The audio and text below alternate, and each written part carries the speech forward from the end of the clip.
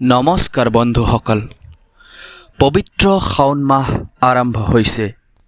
শাওণ বুলি কোৱাৰ লগে লগে মনলৈ আহে ভক্তিভাৱ, মনলৈ আহে মন্দিৰৰ সন্মুখৰ ভক্তবৃন্দৰ দীঘলীয়া শাৰী।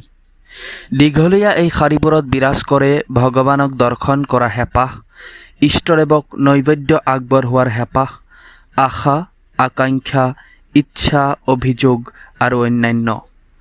ভক্তগণৰ বিশ্বাস তেওঁক একান্ত মনে আৰাধনা কৰিলে মনৰ বাঞ্ছা পূৰণ হয়, আৰু সেইকাৰণেই কেইবা কিলোমিটাৰ পৰ্যন্ত দীঘলীয়া হয় শাৰী। সেইকাৰণেই আগনিশাৰ পৰাই ৰৈ থাকে মানুহ।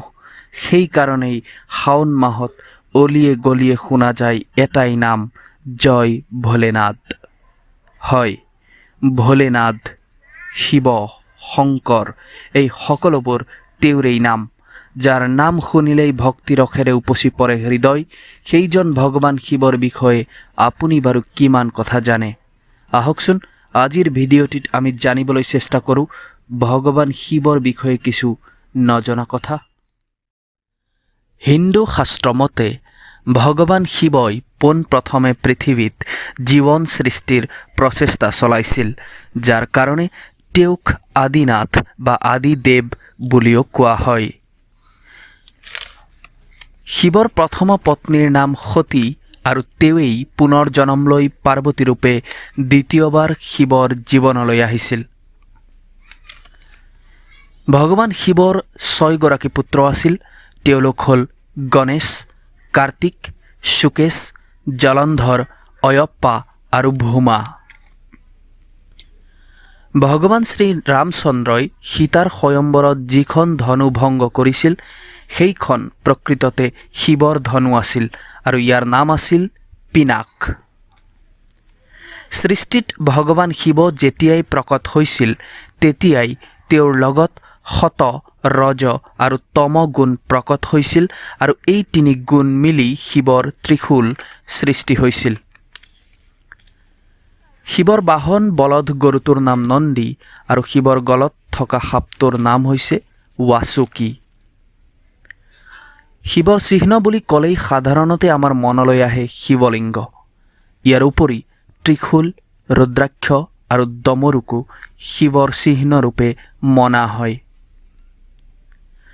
জম্মুৰ পৰা প্ৰায় 150 কিলোমিটাৰ দূৰত ত্ৰিকুটা পাহাৰত এটা গুহা আছে, যিটো শিৱই ভস্মাসুৰৰ পৰা বাচিবৰ কাৰণে নিজ ত্ৰিশূলেৰে খান্দি লোৱা বুলি পৌৰাণিক গ্ৰন্থসমূহত পোৱা যায়।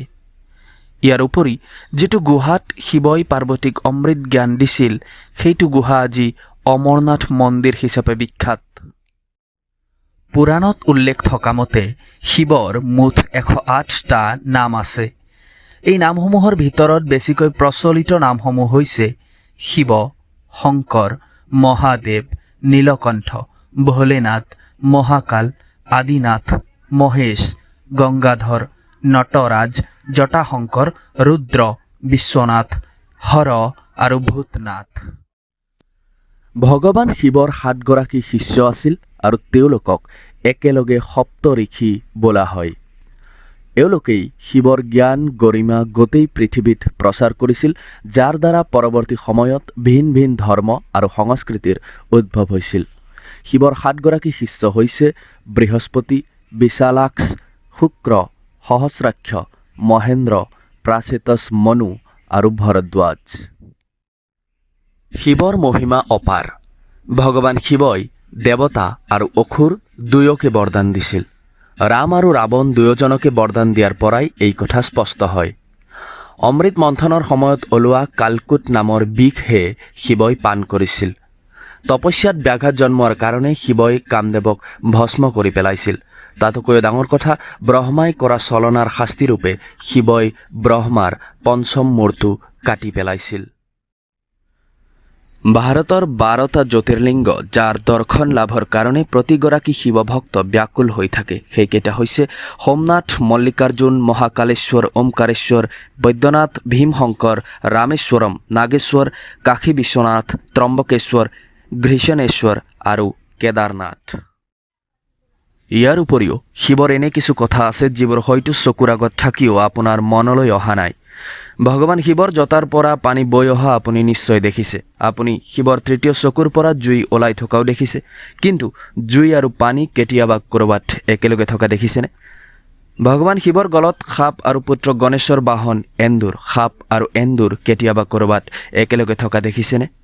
আন এগৰাকী পুত্ৰ কাৰ্তিকৰ বাহন হৈছে ময়ূৰ। ময়ূৰ আৰু সাপ কেতিয়াবা ক'ৰবাত একেলগে দেখিছেনে? ভগৱান শিৱৰ মূৰত থাকে চন্দ্ৰ। কোৱা হয় চন্দ্ৰত থাকে অমৃত। ইফালে আকৌ ভগৱানৰ গলত আছে বিষ। অমৃত আৰু বিষ কেতিয়াবা একেলগে দেখিছেনে? ভগৱান শিৱৰ বাহন বলদ আৰু মা পাৰ্বতীৰ বাহন সিংহ।